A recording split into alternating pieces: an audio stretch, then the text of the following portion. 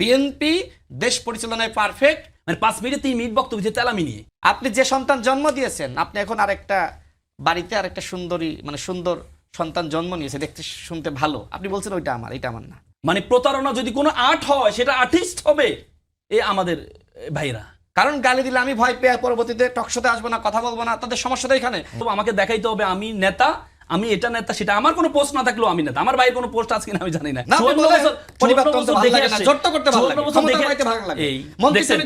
এই তো বাক স্বাধীনতার অবস্থা দেখছেন।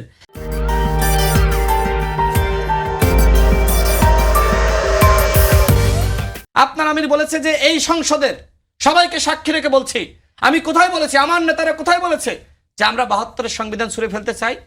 তার মানে এই সংবিধান তো আপনারা মেনে নিয়েছেন। সংবিধান যেহেতু মেনে নিয়েছেন, তাহলে সারাদিন সংবিধান নিয়ে এত কথা বলেন কেন? আর যদি না মানেন তাহলে বলেন যে মানি না। আপনার নেতা তো মেনেছে, মানে নাই? সুতরাং আপনার নেতা যেহেতু মেনেছে, এই টকশোতে আপনার নেতাকে অনুসরণ করে আপনাকে কথা বলতে হবে। অন্যথায় বলতে হবে যে আমি জামাত করি না, আমি দলকে অন করি না। দলকে একদিকে অন করবেন, আবার অন্যদিকে আপনি আমিরের বক্তব্য মানবেন না। হ্যাঁ, জামাত ইসলাম সংবিধানকে মেনে নিয়েছে, বিএনপি সংবিধান মানে। তবে ওই যে হাসিনার সময়ে সংবিধান যেভাবে বিভিন্ন জায়গায় সংস্কারের নামে ফ্যাসিবাদতন্ত্র কায়েম করার চেষ্টা করা হয়েছিল, ওই অনুচ্ছেদগুলো বিএনপি বাদ দিতে চায়। এইটাই হলো সংশোধন। এই সংশোধন আপনি কেন একমত হচ্ছেন না? আপনি একদিকে বলছেন 72-এর সংবিধান আমি মানি, অন্যদিকে আপনি বলছেন সংবিধান সংস্কার কমিশন, খুব ভালো কথা। কিন্তু যেহেতু ঐক্যমত কমিশনে সংস্কার হয়ে গেছে, আলোচনা হয়ে গেছে, নতুন করে কি 5 বছর আবার এই সংস্কারের নাম ভাওতাবাজি করবেন? 9 মাসের ভাওতাবাজিতে হয় নাই? 9 মাসে আপনারা কি পরিমাণ ঝামেলা আলোচনা হয়েছে। এখন আপনি আরো 5 বছর যদি এই সংবিধান করে সময় নষ্ট করেন, এই দেশের মানুষের উন্নয়নটা কিভাবে হবে? 9 মাসে তো আমরা ঐক্যমতে আসতে পারি নাই। বিএনপি তো জামাত না, জামাত তো বিএনপি না, ভিন্নমত তো থাকবে। আমরা মধ্যপন্থী দল, আর আপনারা ইসলামিক দল। আপনার সাথে আমার মতের পথের অনেক পার্থক্য থাকবে। এইটা কেন আপনি মানতেছেন না? আমাকে কেন বাকশাল হইতে বলেন যে আপনার শব্দ আমি মেনে নিব, আর আপনি আমার শব্দ আমি মেনে নেবেন? ওই নারী নেত্রী আপনার আজকে জামিন পেল, ইমির সাথে মাফ করে নাই? তাকে কি রিকশায় করে তুলে থানায় তুলে দেয়নি? এতদিন কেন তাকে কারাগারে থাকতে হলো? প্রতিবাদ করেছিলেন?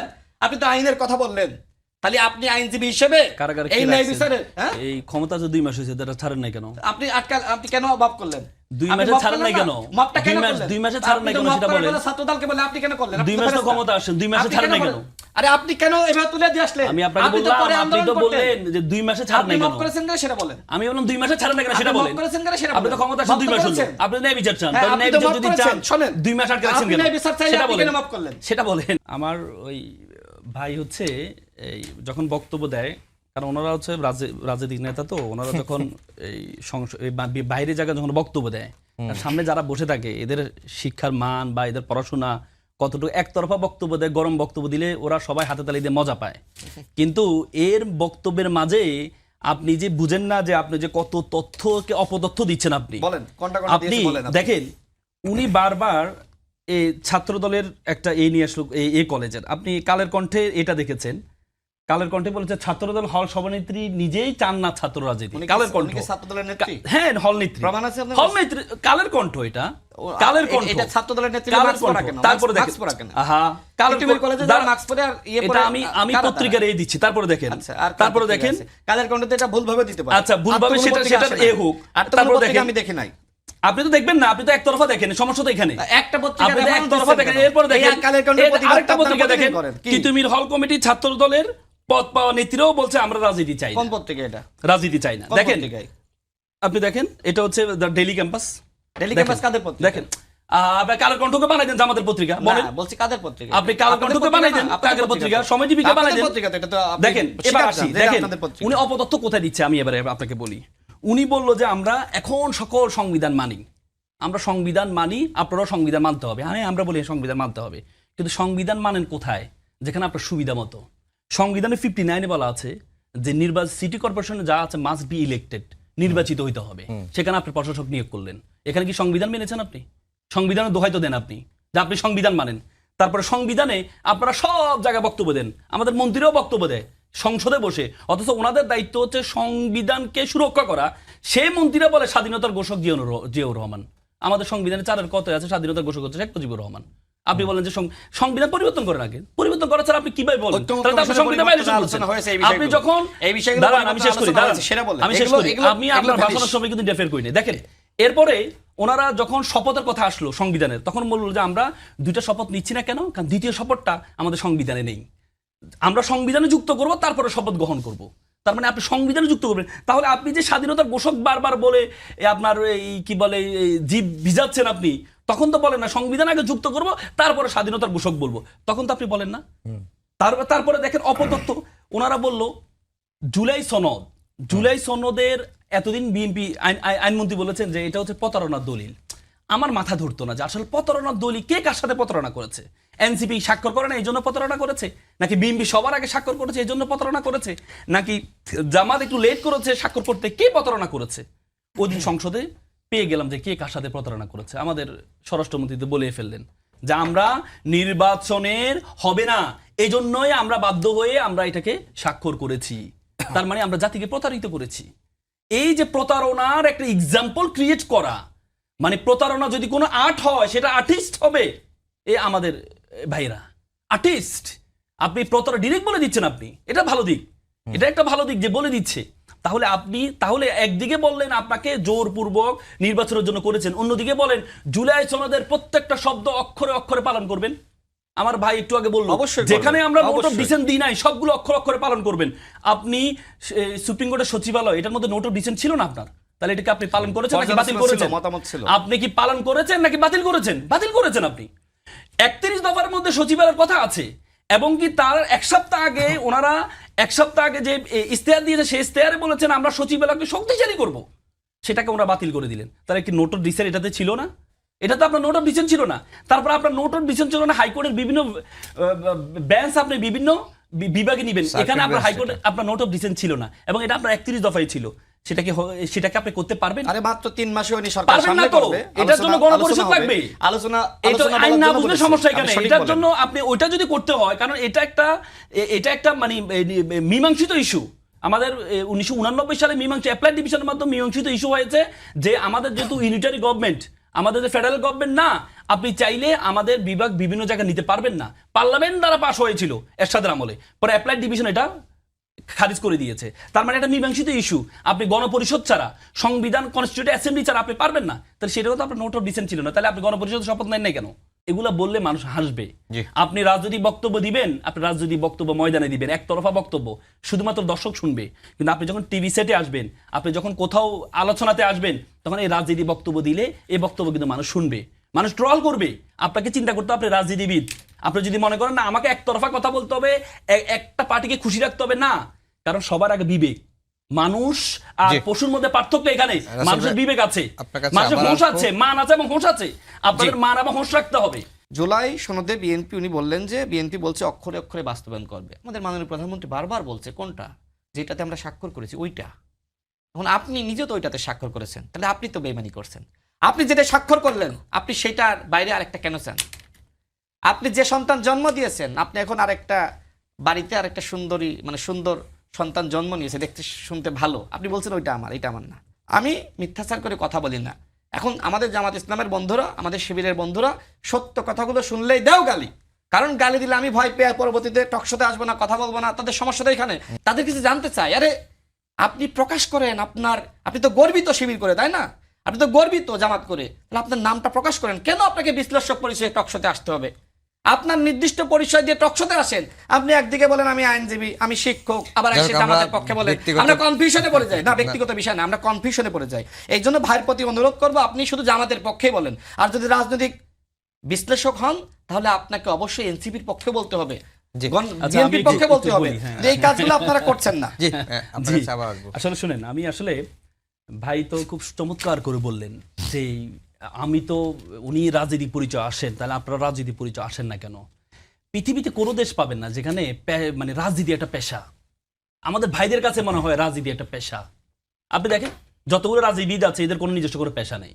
এর রাজনীতিও তো ওদের পেশা, এদের আয় ইনকাম সব কিছু। কিরে ভাই, আপনি তো পৃথিবীতে যত পেশা আছে, আপনি পেশা তালিকা দেখেন, পেশার তালিকার মধ্যে কোনো পেশার তালিকায় আপনি রাজনীতি পাবেন?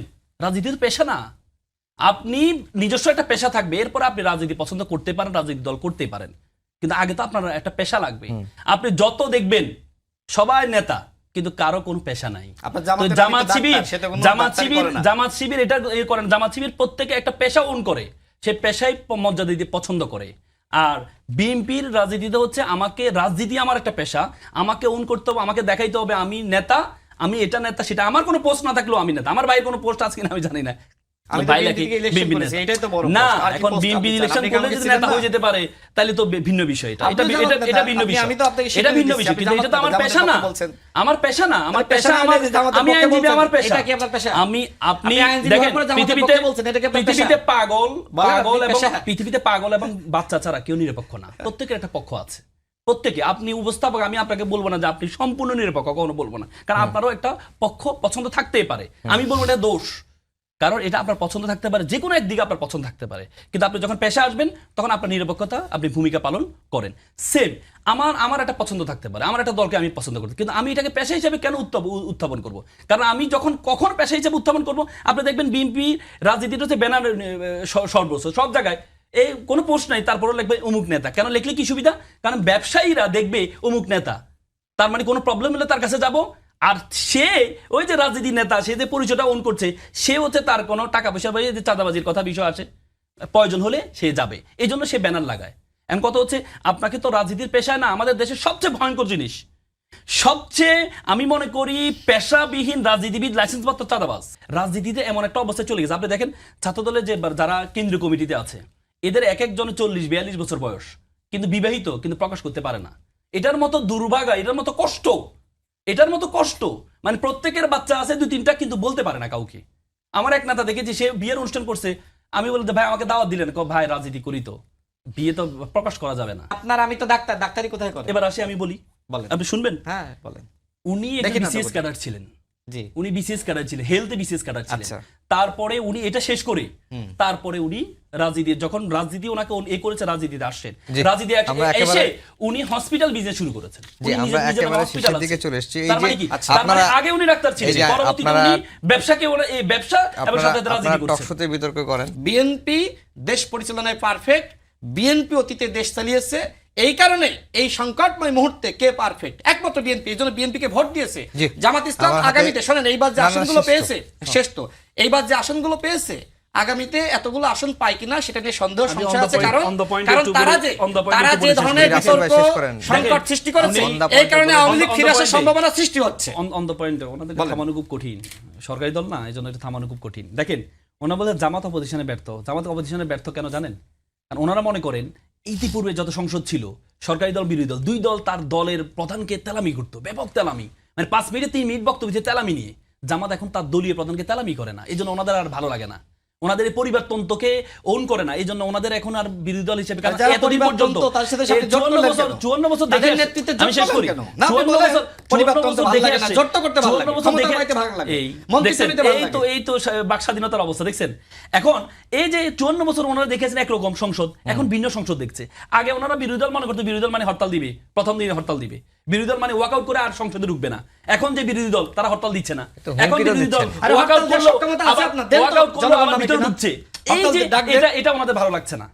এখন ডাক এই দেন, কথা- এই জনগণ তো- নামে কিনা দেখতে চাই। এই তো বলছেন কথা না, নিতে 16 পারবে দিনে না তো, সরকার ফেলিয়ে কথা- দেবেন। দেখেন, আপনি 16 দিনে সরকার ওনারা ফেলান তো আগে দেখি। বিরোধী দল মনে করতো কি জানেন, বিরোধী দল ওনারা মনে করতো বিরোধী দল মানে হচ্ছে সবসময় সরকারের সমালোচনা করবে, কিন্তু এখন দেখতেছি বিরোধী দল বাইরে এসে জনকল্যাণমূলক কাজ করছে, যে কাজটা সরকারের কাজ করার কথা সেটা বিরোধী দল করছে। এটা ওনাদের আর ভালো লাগছে না, কারণ ওনারা মনে করে এটা তো করবে সরকারি দল, এটা বিরোধী দল কেন করবে? বিরোধী দল কার তো হরতাল করা, বিরোধী দল কার তো ওয়াকআউট করা, বিরোধী দল কার তো আপনারা গালি দেওয়া, হরতাল কিন্তু জামাত ডাকলে সেটা করছে না। জামাত পাবলিক নাম তো না ক্রিটিসিজম ভাই। করছে, জামাত ডাকছেন তো, বিভিন্ন গণ জায়গায় অভ্যুত্থানের ক্রিটিসিজম বহু করছে। criticism, মানুষ তো কারণ নামে আপনি নাই। যদি ক্রিটিসিজম, আপনি জানেন আমাদের পার্লামেন্টারি, ব্রিটিশ পার্লামেন্টে একটা ধারা আছে, এটা একটা লয়াল অপোজিশন। লয়াল অপোজিশন মানে হচ্ছে আপনি যখন যত বেশি পৃথিবীর অনেক দেশ আছে যারা শুধুমাত্র বিভিন্ন সরকারের পলিসি নিয়ে ক্রিটিসিজম করার জন্য ফান্ড তৈরি করে, ক্রিটিসিজম করার জন্য। জামাত ক্রিটিসিজম করছে, এটা ওনাদের সহ্য হচ্ছে না। ওনাদের দরকার হচ্ছে সেই জাতীয়বাদীবাদের গৃহপালিত যে এই বিরোধী দল লাগবে, সবসময় আপনার পক্ষে কথা লাগবে। আমি যখন আপনাকে ফ্লোর দিব, আপনি আবার আমি এই উত্তর দিব। কথার উত্তর ঠিক দিবেন। আছে, ঠিক আছে। এই অনুষ্ঠান কিভাবে চলবে